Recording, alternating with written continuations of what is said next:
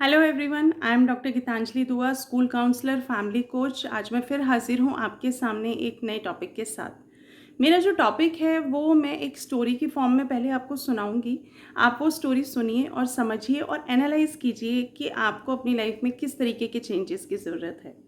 तो ये स्टोरी है जिसमें एक पीकॉक होता है और वो पार्क में घूम रहा होता है। उसके बहुत ही ब्यूटीफुल फेदर्स होते हैं और वहाँ पर कुछ बच्चे खेल रहे होते हैं।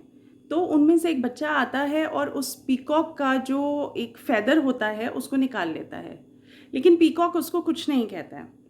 वो बच्चा फेदर लेके चला जाता है और वो खेलने लग जाता है। उसको देख के दूसरे बच्चे भी सोचते हैं कि हम भी अगर फेदर ले लें तो हम भी अच्छे से इंजॉय करेंगे, खेलेंगे। अगले दिन दूसरा बच्चा आता है, वो पीकॉक का फेदर ले जाता है, बट पीकॉक फिर भी उसको कुछ नहीं कहता, क्योंकि पीकॉक को लगता है कि मेरे पास सफिशिएंट फेदर्स हैं।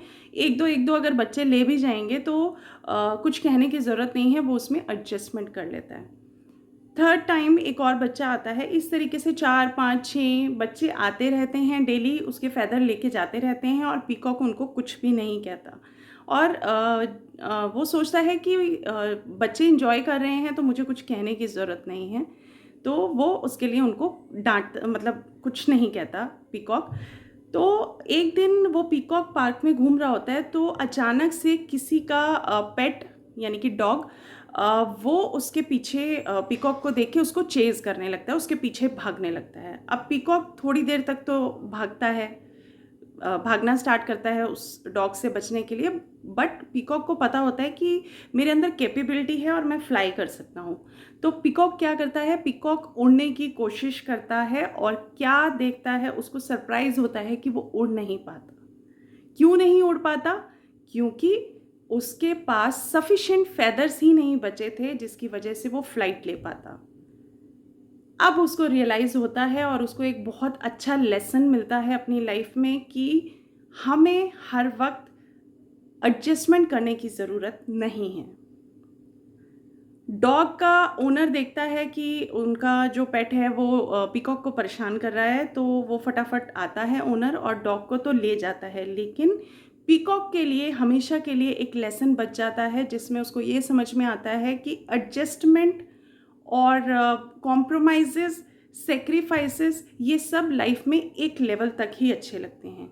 जब बात आपके कैलिबर पर आ जाए, जब बात आपके हुनर पर आ जाए, या फिर जब बात आपके अपने ऊपर आ जाए, तो हमें एडजस्टमेंट करने की ज़रूरत नहीं होती। तो एडजस्टमेंट्स जो होते हैं वो एक लेवल तक ही अच्छे लगते हैं और एडजस्टमेंट्स अनकंडीशनल होने चाहिए। लेकिन कभी कभी ऐसी सिचुएशंस आ जाती हैं जहाँ पर हमें कंडीशंस लगाने की ज़रूरत है, वरना हम लोग भी पीकॉक की तरह एक लेवल पर आकर हेल्पलेस हो जाएंगे। जब हमें अपनी ही चीज़ों की ज़रूरत होगी तो हम उस टाइम पर हेल्पलेस होंगे, क्योंकि हम इस लेवल तक के एडजस्टमेंट्स कर चुके होंगे कि अब हमारा सेल्फ कॉन्फिडेंस जो है वो ख़त्म हो चुका होगा।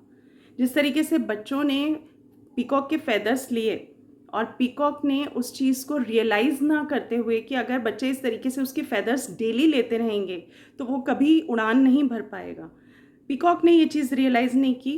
तो इसी तरीके से हम भी जनरली ये चीज़ रियलाइज़ नहीं करते अपनी लाइफ में और एब्यूज़ेस को सहन करते रहते हैं। तो आज का जो वीडियो है इससे मैं यही आप लोगों को कहना चाहती हूँ कि एब्यूज़ेस सहन करना या फिर कॉम्प्रोमाइज़ेस करना, सेक्रीफाइसेस करना, वो सब एक लेवल तक ही होना चाहिए। उसकी एक सीमा होनी चाहिए, एक मर्यादा होनी चाहिए। हर वक्त एडजस्टमेंट के लिए रेडी रहना, हर वक्त सेक्रीफाइस के लिए रेडी रहना कहीं ना कहीं आपके खुद के सेल्फ कॉन्फिडेंस को ख़त्म करता है, कहीं ना कहीं आपके अंदर जो छुपा हुआ कैलिबर है, टैलेंट है, उसको ख़त्म करता है। तो अनकंडीशनली सेक्रीफाइसेस कीजिए, कॉम्प्रोमाइज़ेस कीजिए, लेकिन एक लेवल तक जहाँ पर आके आपको रियलाइज़ होने लगे कि इनका अननेसेसरी बेनिफिट उठाया जा रहा है, वहाँ पर से नो, राइट। तो आपको ये चीज़ समझने की ज़रूरत है कि सेक्रीफाइसेस की भी एक मर्यादा होती है, एब्यूज़ सहन करने की भी एक मर्यादा होती है, एक सीमा होती है। उस लेवल के बाद आपको नो कहने की आदत डालनी चाहिए, जो पीकॉक नहीं कर पाया। तो आज के लिए इस स्टोरी से जो लेसन मिलता है वो आप लोग समझ ही चुके होंगे। तो बहुत ही थिन लाइन डिफरेंस है इस चीज़ में कि कहाँ तक सेक्रीफाइस करना है और कहाँ से सेक्रीफाइस करना छोड़ना है।